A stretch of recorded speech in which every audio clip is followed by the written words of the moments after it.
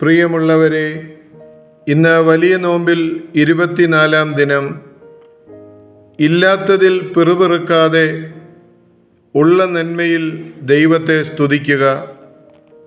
ഒരു ഭിക്ഷക്കാരൻ 3 മെഴുകുതിരികളുമായി ഒരു കുരിശടിയിൽ ചെന്ന് പ്രാർത്ഥിച്ചു, കർത്താവേ, ഞാൻ ഭിക്ഷ തെണ്ടാൻ പോവുകയാണ്. എനിക്ക് ഒരു ജോഡി ചെരുപ്പിനുള്ള വക ഇന്ന് തരണം. അങ്ങനെയെങ്കിൽ ഞാൻ വൈകിട്ട് തിരികെ വരുമ്പോൾ ഈ മെഴുകുതിരികൾ ഇവിടെ കത്തിക്കും. അഥവാ എനിക്ക് ചെരുപ്പിനുള്ള കാശ് കിട്ടിയില്ലെങ്കിൽ ഈ മെഴുകുതിരി ഇവിടെ കത്തിക്കാതെ എൻ്റെ വീട്ടിൽ കൊണ്ടുപോകുമെന്നും ഓർത്തുകൊള്ളണമേ. അയാൾ പലരോടും കൈ നീട്ടി, പക്ഷേ ഒരു ചെരുപ്പിനുള്ള കാശ് അന്ന് കിട്ടിയില്ല. അയാൾക്ക് നന്നേ ദേഷ്യം വന്നു. അയാൾ കുരിശടിയിൽ വന്ന് കർത്താവിനോട് പരാതി പറഞ്ഞു, ദൈവമേ, ഞാൻ ബാറ്റയുടെയോ വുഡ്ലാൻഡ്സിൻ്റെയോ അഡിഡാസിൻ്റെയോ വില കൂടിയ ഷൂ ഒന്നും ചോദിച്ചില്ലല്ലോ. വെറും 60 രൂപയുടെ ഒരു ജോഡി സ്ലിപ്പർ മാത്രമല്ലേ ചോദിച്ചുള്ളൂ. നീ വിചാരിച്ചിരുന്നെങ്കിൽ അതെനിക്ക് കിട്ടിയേനെ.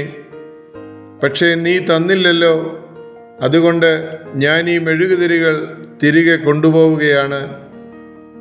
അപ്പോഴാണ് ഒരു കാല് മാത്രമുള്ള ഒരു മനുഷ്യൻ അവിടെ തിരി കത്തിക്കുന്നതായി ഈ ഭിക്ഷക്കാരൻ കണ്ടത്. അയാൾ ഒരു കാൽ മാത്രമുള്ള ആ മനുഷ്യനോട് ദേഷ്യപ്പെട്ടു. എന്തിനാ തിരി കത്തിക്കുന്നത്? ഒരു കാൽ എടുത്തു കളഞ്ഞതിനാണോ? മറ്റേയാൾ പുഞ്ചിരിച്ചുകൊണ്ട് പറഞ്ഞു, മറ്റേ കാൽ എടുക്കാതിരുന്നതിന്. ഒരു അപകടത്തിൽ പെട്ടതാ. 2 കാലും മുറിക്കണമെന്ന് ഡോക്ടർമാർ പറഞ്ഞതാ.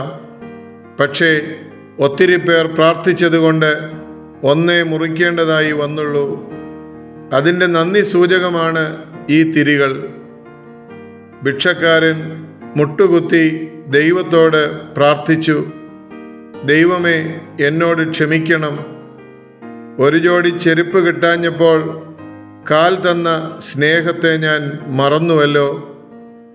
കാൽ തന്നതുകൊണ്ടല്ലേ ചെരുപ്പ് ആവശ്യമായി വരുന്നത്. ചെരുപ്പിനേക്കാൾ വിലയുള്ളതാണല്ലോ എൻ്റെ കാലുകൾ. അയാൾ ആ തിരികൾ 3 അവിടെ കത്തിച്ച് തിരികെ പോയി.